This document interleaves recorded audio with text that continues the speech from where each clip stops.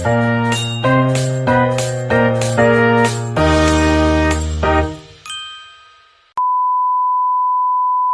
kami akan membahas tentang mengapa perusahaan perlu diaudit. Pokok pembahasan yang pertama pengertian audit, yang kedua alasan utama perusahaan perlu diaudit, yang ketiga jenis-jenis audit, yang keempat pihak yang berkepentingan dengan hasil audit, yang kelima konsekuensi tidak melakukan audit.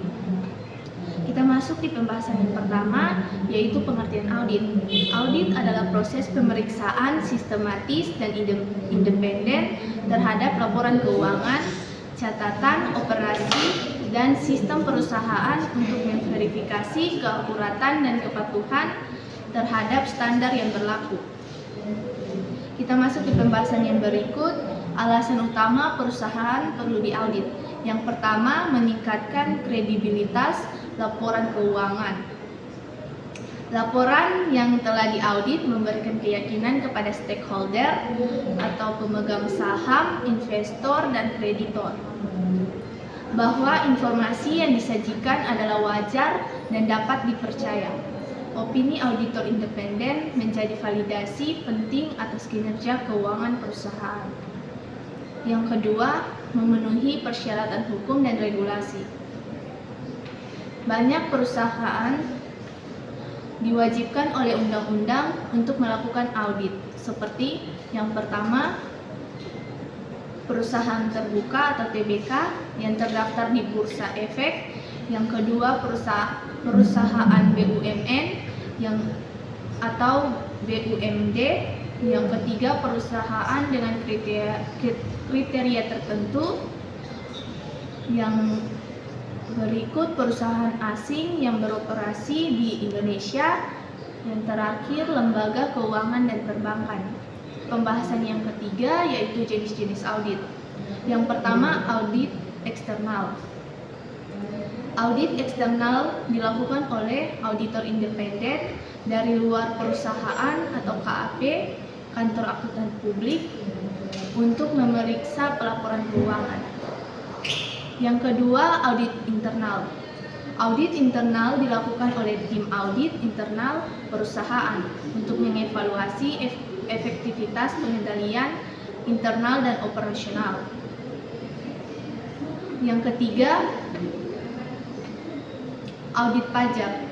Audit pajak memeriksa kepatuhan perusahaan terhadap peraturan perpajakan.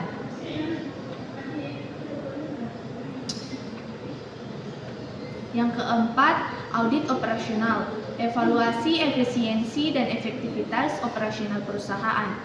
Yang kelima, audit kepatuhan. Audit kepatuhan memeriksa kepatuhan terhadap peraturan kebijakan dan prosedur yang berlaku.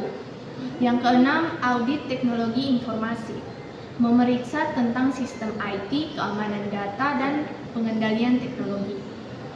Nah, pembahasan selanjutnya akan dibawakan oleh teman saya.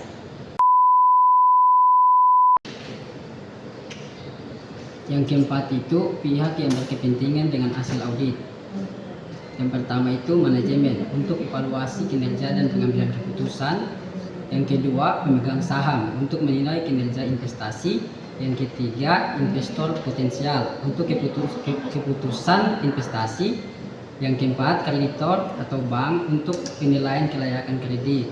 Yang kelima, pemerintah untuk perpajakan dan regulasi. Yang keenam, karyawan untuk kepastian stabilitas perusahaan. Yang ketujuh, pemasok dan pelanggan untuk menilai keberlanjutan bisnis. Poin yang kelima, konsekuensi tidak melakukan audit. Yang pertama, sanksi hukum dan denda administratif. Yang kedua, kehilangan kepercayaan stakeholder. Yang ketiga, kesulitan mendapatkan pendanaan. Yang keempat, risiko fraud yang tidak terdeteksi. Yang kelima, kerugian finansial akibat inefisiensi. Yang keenam, penutupan usaha dalam kasus ekstrim. Yang ketujuh, tuntutan hukum dari pemegang saham.